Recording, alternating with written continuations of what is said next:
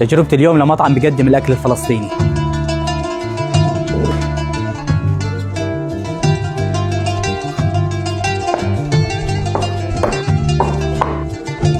اليوم بنجرب القدرة الفلسطينية والمسخن الفلسطيني والمندي.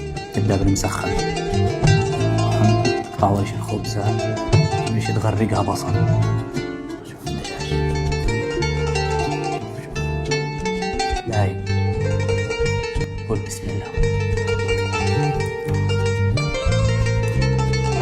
القدرة الفلسطينية. خذ لك من هذه الموزة الشطة أهم شي.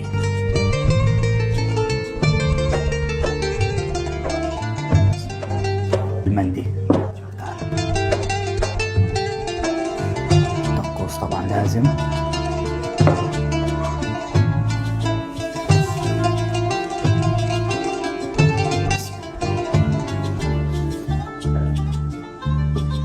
بعيدا عن التصوير والكاميرا الأكل عندهم الصراحة يفوز. طبعا عندهم توصيل وهذا هنا المنيو، ادخل وشوف طلبك.